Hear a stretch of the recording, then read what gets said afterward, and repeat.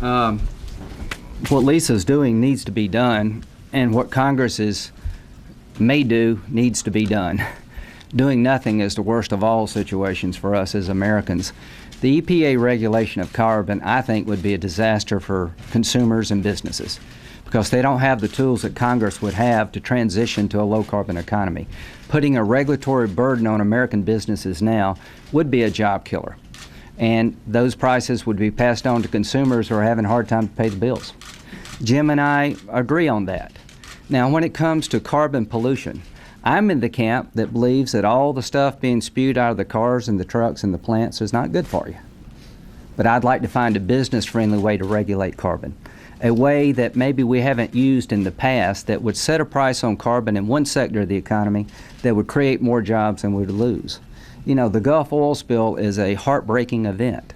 To those who believe that fossil fuels they're going to be with us for a while, but would you let your children go swimming in the Gulf now? Why do you think burning that stuff and breathing it is good for you if you wouldn't let your kids swim in it?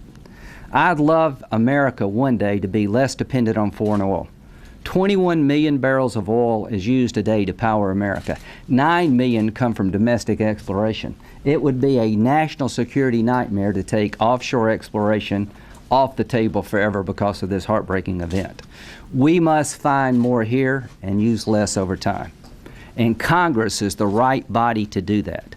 It is my hope and my dream that before too long, America can be in a country not dependent on overseas foreign oil.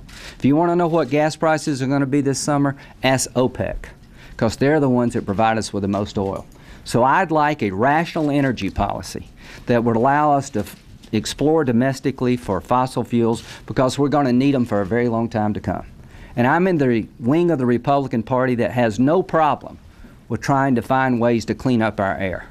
We can have a debate about global warming, and I'm not in the camp that believes man-made emissions are contributing overwhelmingly to global climate change, but I do believe the planet is heating up. But I am in the camp of believing that clean air is a noble purpose for every Republican to pursue. And the key is to make it business-friendly. The worst model in the world to become energy independent and clean up the air is the EPA regulating carbon. That's what brings us together. And Lisa Murkowski is going to get bipartisan support for this.